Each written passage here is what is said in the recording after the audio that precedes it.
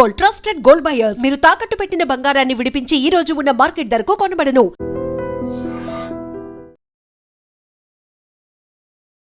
నమస్తే, welcome to I dream. నా పేరు వలి. ముస్తఫా ఖమేనీ నూతన సుప్రీం లీడర్, ఇరాన్ దేశానికి సంబంధించి వాళ్ళు ఎన్నుకున్నటువంటి నూతన సుప్రీం లీడర్. ఇతని ఆచూకీ తెలియజేస్తే $10 మిలియన్ ఇస్తామని అమెరికా విదేశాంగ శాఖ తాజాగా ఒక ప్రకటన చేసింది. ముస్తఫా ఖమేనీ తర్వాత ఈయనకు సంబంధించిన భద్రతా అధికారి ఎవరైతే అలీ లారిజానీ ఉన్నాడో అతను, సో కొంతమంది పేర్లు ప్రస్తావిస్తూ తాజాగా ఒక ప్రకటన చేసింది. సో వీళ్ళ ఆచూకీ గనక తెలియజేస్తే, ఎవరైతే తెలియజేస్తారో వాళ్ళకి $10 మిలియన్, అంటే మన భారత కరెన్సీలో 93 కోట్ల రూపాయలు వాళ్ళకి అందిస్తామని చాలా స్పష్టంగా ప్రకటన చేస్తున్నటువంటి పరిస్థితి ఉంది. ఎందుకంటే ఎప్పుడైతే యుద్ధం స్టార్ట్ అయినటువంటి మొదటి రోజే ఫిబ్రవరి 28వ తారీఖు అమెరికా ఇజ్రాయెల్ కలిసి చేసినటువంటి దాడిలో వీరి తండ్రి అయతుల్లా అలీ ఖమేనీ దుర్మరణం పాలయ్యారు. ఆ తర్వాత కొన్ని రోజులకు ఈ ముస్తఫా ఖమేనీని నూతన సుప్రీం లీడర్గా ఎన్నుకున్న తర్వాత ఈయన ఫిజికల్గా ఇప్పుడు కనిపించాల. ఈయన ప్రకటనలు చేసినట్టుగా వార్తలు వస్తూ ఉన్నాయి. మేము ప్రతీకారం తప్పకుండా తీసుకుంటాం, అమెరికా చాలా పెద్ద తప్పు చేసింది, ఇజ్రాయెల్తో కలిసి నమ్మక ద్రోహం చేస్తూ ఒకవైపు జెనీవాలో చర్చలు జరుగుతుండగా మరోవైపు దొంగచాటుగా ఆల్ ఆఫ్ సడన్ దెబ్బ కొట్టి మా కుటుంబ సభ్యులందరినీ చంపేశారు, నా తండ్రిని చంపేశారు, ఎట్టి పరిస్థితుల్లో తగిన మూల్యం చెల్లించుకుంటారు, మేము పగ తీర్చుకుంటాం, ప్రతీకారం తీర్చుకుంటాం అని చెప్పి ఒక ప్రకటనలు వస్తూ ఉన్నాయి ఇతని నుంచి. కానీ ఇతను నూతనంగా ఎన్నికైన తర్వాత ఎక్కడ కూడా కనిపించాల. కొన్నిసార్లు అమెరికా ఇజ్రాయెల్ ప్రకటన చేశాయి, మేము చేసినటువంటి దాడిలో ఇతను కూడా తీవ్ర గాయాల పాలయ్యాడు, ఆసుపత్రిలో చికిత్స పొందుతున్నాడు అని ప్రకటన వచ్చింది. కానీ దానికి సంబంధించిన కూడా వివరాలు బయటకు రాలేదు. ఇంకో అడుగు ముందుకేసి మా దళాలు చేసినటువంటి దాడిలో ఇప్పుడు ఎన్నికైనటువంటి ఈ నూతన సుప్రీం లీడరు ముస్తఫా ఖమేనీ కూడా చనిపోయాడు, అందుకే బయటికి రావట్లేదు, అందుకే కనిపించట్లేదని కొంతమంది నడిపించారు. అసలు బతుకున్నాడా లేదా, ఏమైనా గాయాల పాలై ఆసుపత్రిలో ఉన్నాడా, చికిత్స పొందుతున్నాడా, లేకపోతే బతికే ఉండి ఎక్కడైనా అండర్ గ్రౌండ్లోకి వెళ్ళిపోయాడా, ఇవన్నీ కూడా చాలా కన్ఫ్యూజ్ నడుస్తున్నటువంటి పరిస్థితులు కనిపిస్తూ ఉన్నాయి. నిజంగా ఇప్పుడు రెండోసారి ఎన్నికైన తర్వాత, ఎందుకంటే అయతుల్లా అలీ ఖమేనీని సుప్రీం లీడర్ని చంపేసిన తర్వాత వీళ్ళు జాగ్రత్త పడతారు కదా, కాబట్టి నూతనంగా ఎవరైతే ఎన్నికవుతారో వాళ్ళని కూడా చంపేస్తామని ట్రంప్ ఒకసారి ప్రకటన చేస్తున్నాడు. కాబట్టి వీళ్ళు ఎట్టి పరిస్థితుల్లో దాడులు చేస్తూనే ఉంటారు, సుప్రీం లీడర్ని తుదముట్టించడానికి అమెరికా ఇజ్రాయెల్ ప్రయత్నాలు జరుగుతూనే ఉంటాయి. కాబట్టి సో డెఫినెట్గా సుప్రీం లీడర్ని కాపాడుకునే పనులు డెఫినెట్గా ఐఆర్జీసీ చేస్తుంది. అందుకే ఎవ్వరికి అసలు ఏ ఆయుధానికి చిక్కనటువంటి ఆ ప్రదేశంలో అత్యంత రహస్యమైనటువంటి స్థావరంలో ముస్తఫా ఖమేనీని దాచి ఉంచారు అన్నది కూడా సమాచారం. అందుకే ఇప్పుడు అమెరికా తాజాగా ఒక ప్రకటన చేసింది, ఇతని ఆచూకీ ఎవరైతే తెలియజేస్తారో వాళ్ళకి 93 కోట్ల రూపాయలు, అంటే భారత కరెన్సీ చెప్తున్నా $10 మిలియన్ ఇస్తామని ప్రకటన వచ్చింది. ఇక ఎవరైతే ఈ సమాచారం తెలియజేయాలనుకుంటున్నారో ఎన్క్రిప్టెడ్ మెసేజ్ ప్లాట్ఫామ్స్ ఏవైతే ఉంటాయో వాటి ద్వారా, టోర్ నెట్వర్క్స్ ద్వారా మాకు సమాచారం పంపించవచ్చు.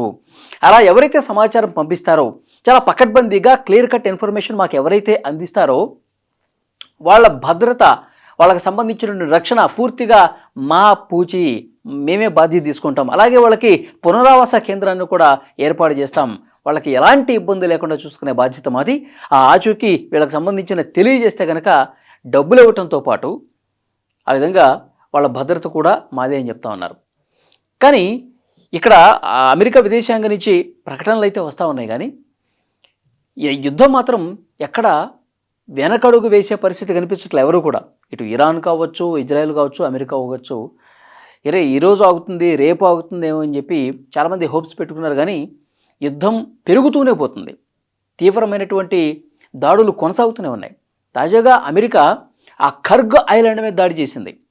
ఇరాన్కి సంబంధించి అతిపెద్ద ఆర్థిక వనరులు ఉన్నటువంటి ప్రాంతం, చమురుకు సంబంధించినటువంటి మౌలిక సదుపాయాలు ఉన్నటువంటి ప్రాంతం, ఇరాన్కు సంబంధించిన ఒక గుండెకాయ లాంటి ప్రాంతం ఖర్గ్ ఐలాండ్ మీద దాడులు చేసింది. ఈ దాడుల తర్వాత ఇరాన్ మరింత ప్రతీకారంతో రగిలిపోతూ మళ్ళీ మేము చేసేటువంటి దాడి చాలా తీవ్రంగా ఉంటుందని చెప్పి హెచ్చరించారు. కాబట్టి ఒకవైపు చమురు నిల్వ కేంద్రాల మీద దాడులు జరుగుతున్నాయి, మరోవైపు ఇరాన్ కూడా గల్ఫ్ కంట్రీస్లో ఉన్నటువంటి అమెరికా బేస్ క్యాంపుల మీద, అమెరికాకు సంబంధించిన ఆర్థిక కార్యాలయాల మీద దాడులు చేస్తోంది, ఇజ్రాయెల్ మీదకి క్షిపణుల దాడులు చేస్తోంది, డ్రోన్ దాడి చేస్తోంది. ఒకవైపు టెహరాన్ కూడా పూర్తిగా కకావికలమైనటువంటి పరిస్థితి ఉంది. సో అత్యంత ఉద్విగ్నకరమైనటువంటి పరిస్థితుల్లో యుద్ధం తీవ్ర రూపం దాలుస్తున్నటువంటి ఈ సమయంలో ఎక్కడా కూడా ఎవరు వెనక్కి తగ్గి చర్చల్ని జరిపి ఈ యుద్ధాన్ని విరమింపజేసే పరిస్థితి మాత్రం కనిపించట్లా. ఇప్పుడు తాజాగా ఈ ఖమేనీ మాకు సమాచారం ఇస్తే గనక మేము $10 మిలియన్ ఇవ్వటానికైనా సిద్ధం. అంటే అమెరికా ఒకవైపు యుద్ధాన్ని ఆపే విధంగా ప్రయత్నాలు చేస్తున్నట్టు చేస్తూ మరోవైపు ఈ నూతన సుప్రీం లీడర్ను కూడా చంపడానికి ప్రయత్నాలు చేస్తున్నట్టుగా దీన్ని బట్టి అర్థం చేసుకోవాలి. ఎందుకంటే సుప్రీం లీడరు ఎన్నికైన తర్వాత వెంటనే మా అనుమతి లేకుండా ఎవరు ఎన్నికైనా సరే వాళ్ళని చంపేస్తాం, ఇరాన్లో పరిపాలన పూర్తిగా మా కనుసన్నల్లో జరగాలి, ఇరాన్లో చీమ చిటుక్కుమన్నా సరే అది పూర్తిగా మేము చెప్పినట్టే నడవాలి అన్న స్థాయిలో అమెరికా మాట్లాడుతున్నటువంటి పరిస్థితి ఉంది. మరి దీనికి ఒప్పుకునే పరిస్థితి లేదు ఇరాన్ ఎట్టి పరిస్థితుల్లో. ఎందుకంటే మా దేశ స్వతంత్ర సార్వభౌమాధికారానికి సంబంధించి, మా దేశానికి సంబంధించిన చట్టబద్ధ హక్కులకు సంబంధించి ఎవరు వేలు పెట్టడానికి వీల్లేదు, మూడో వ్యక్తి అసలు మా దేశం జోలికి రాకూడదు. అందుకే వాళ్ళు నిన్న కండిషన్స్ కూడా పెట్టారు.